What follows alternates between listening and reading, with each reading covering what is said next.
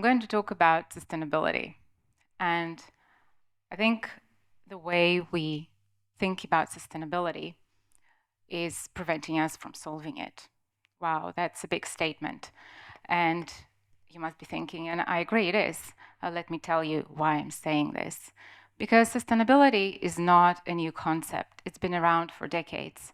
And many experts and sustainability professionals have been working tirelessly to address it.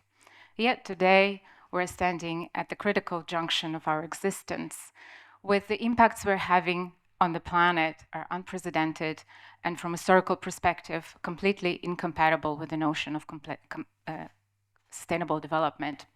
The speed and scale of change of our human and business activities are having significant impacts on the planet, its ecosystems, and environment. I have a doctorate degree in biophysics, and I've co-founded sustainability-led innovation consultancy, the Inceptery, and I've been working there for the past 9 years. Since I started this work, I was asking myself, well, how come we're not that effective in addressing sustainability?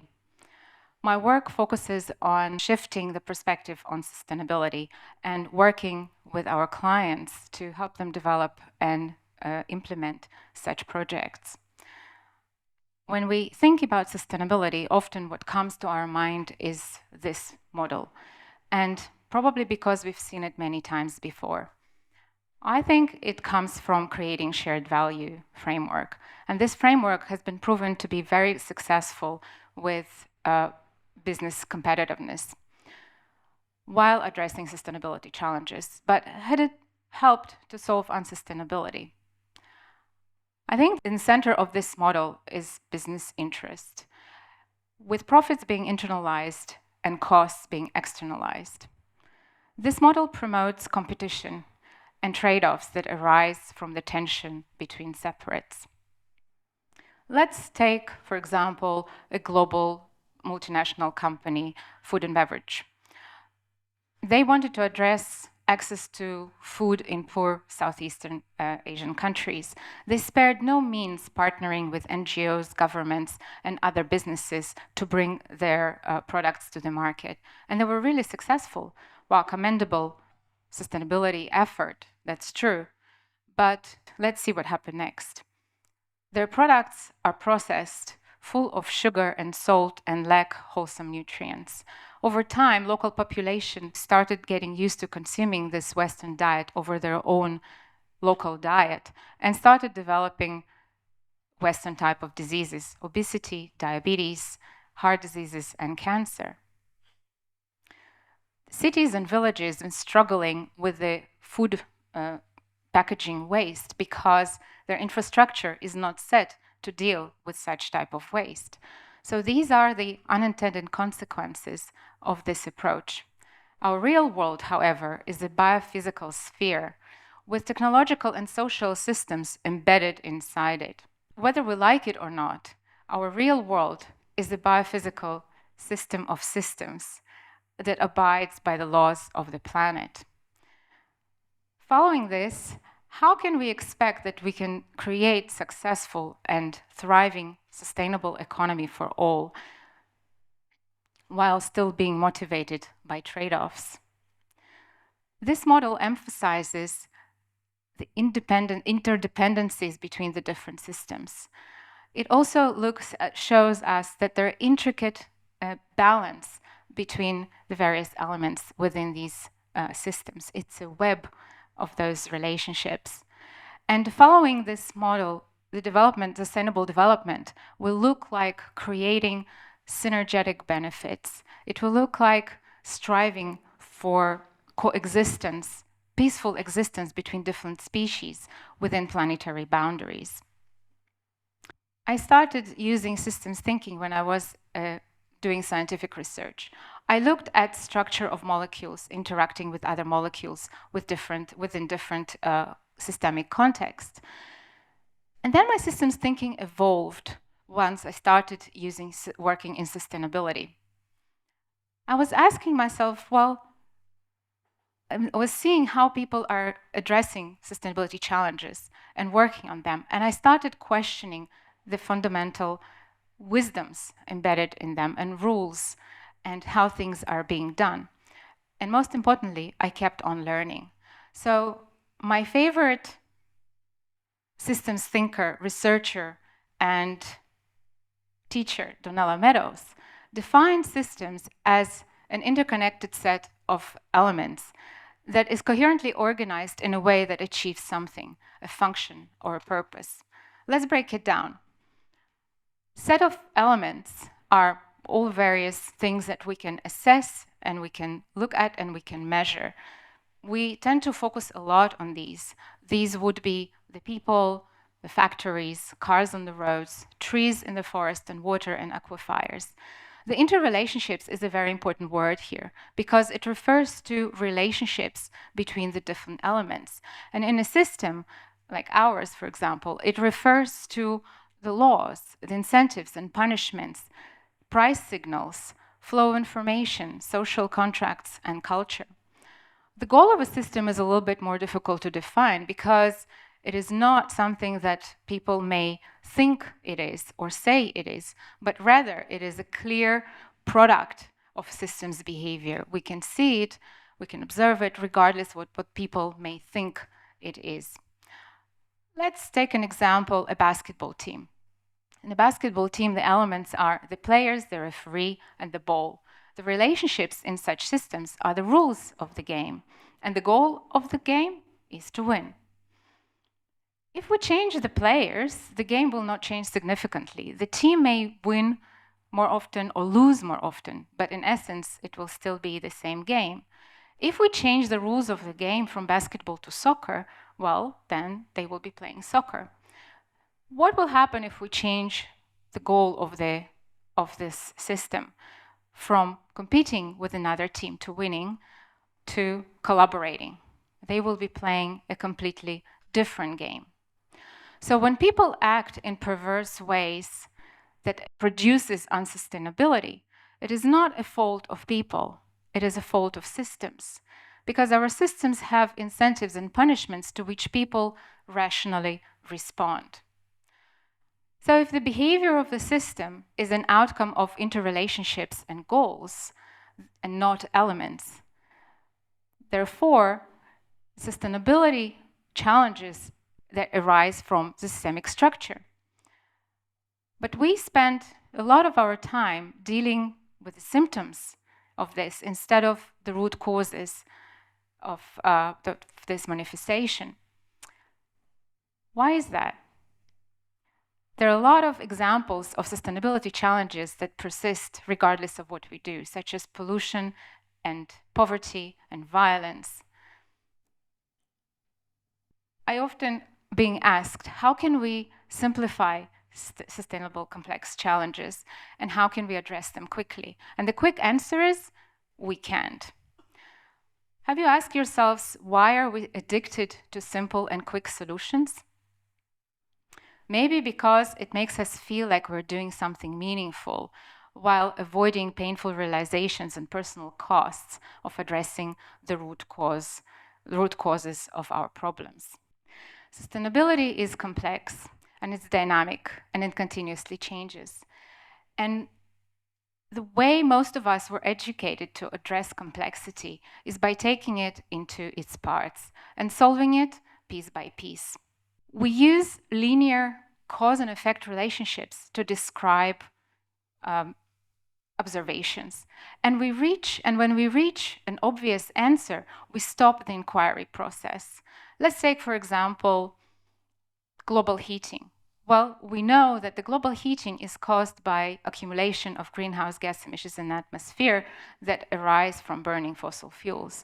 We then concluded that we need to develop and implement more renewable energy. And mentally, we stopped the inquiry process there.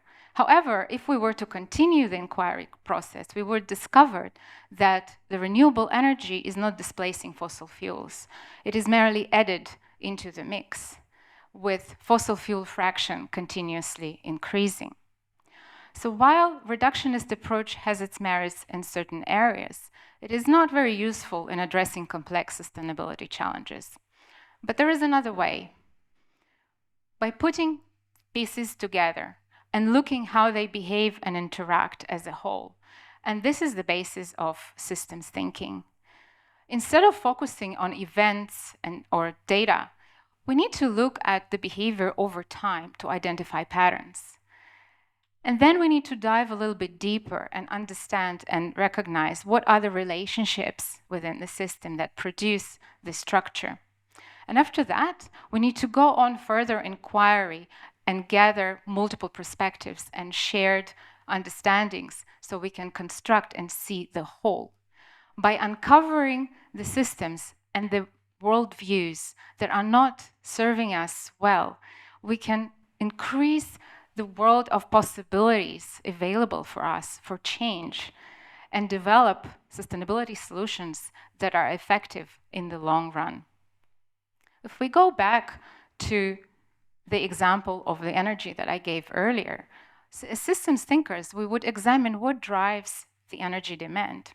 We would be looking at the price signals, and we will change it such that it will divert the use from fossil fuels to renewable energy. Such price tag could be heavily taxing fossil fuels, for example, that will also clearly show the actual cost of their use.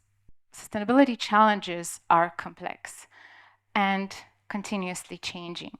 And by understanding the systems that produce those sustainability challenges, we can then find effective points for intervention.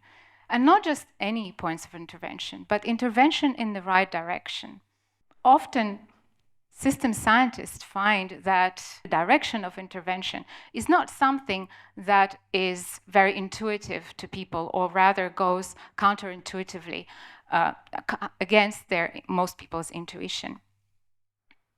So when we understand the behavior of those systems, we can then intervene. I would like to share an example of a woman, who discovered those intervention points, effective intervention points, and changed the outcome of the system for her community. Recently, my husband and I returned from visiting Fogo Island in Newfoundland, Canada. And since the beginning of the settlement 300 years ago, main activity of the island and the source of their food was fishing. And all these waters were really, really rich with fish. With technological development, fishermen became more effective in catching the fish, and their communities really thrived. However, over time, the catch became fewer, and it required more effort from them to bring the same amount. Young people started leaving the island for easier life and better jobs. They were struggling to preserve their belonging to the place, also struggling to find their place in the broader world beyond the island's shores. So once thriving communities were dwindling. Let's pause there for a sample and try to examine this situation from a linear cause and effect relationships. So if we were thinking in this way, we would be looking at the catch of the fishermen and their profits, and these would be increasing. We wouldn't be able to identify any problem until it went over the edge.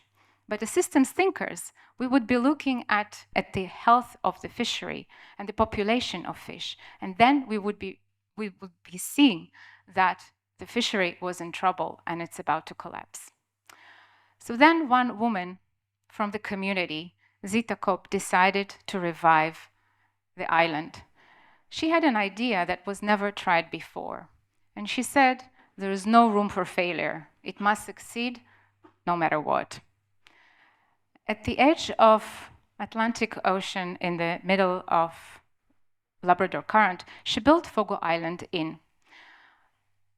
The inn was built and belongs to Canadian social enterprise Shorefest.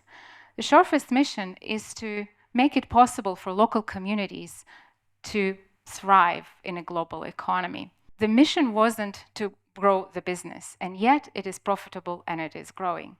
There's no private gain from the inn's operations. 100% of operating benefits, operating surpluses are reinvested in the Shorefest and then reinvested in the activities and development of the community. the cost of staying in the inn include everything, all the services that are provided, and it's absolutely transparent. What we saw is that people from the community are permanently employed in the inn, and 50% of the money that is spent in the inn goes to people who work in the inn. The Shorefest also created a regulation for fishing and farming to make sure that the mistakes of the past won't happen again. Mistakes such as overfishing and industrialization. And they created a market for a great demand for such high quality regenerative produce. They also created a workshop for local craftsmen to build furniture, make textiles, and works of art and whatnot for in and beyond, paying fair prices to reflect true cost of their labor. Another magnificent part of this stay was the many hikes that we went on, guided by local people. Infused with this knowledge and personal experiences, it took us on a journey into the past and really created immersive experience that we will forever remember. It even included berry picking and jam making. And such immersive cultural experience creates strong relationships between visitors and the people from the community. So with this, Zita Cobb really showed all the attributes of systems thinker, because she created a system that in its basis created multiple benefits for all its stakeholders, away from the trade-offs and into the synergies. When you start working on your sustainability projects, there are a few questions I would suggest that you ask. First is, what am I missing from this picture? Whose voices are not heard but important? And what are the relationships between different groups? What is the goal of the system that produces the results you're observing? Whatever you believe to be true about the world and how it works manifests itself in our actions and our inactions. And the first step of thinking about our thinking opens up the possibility of creating effective sustainability solutions for long term. So when you'll start seeing the present and the future through a system lens, it will change everything. Thank you.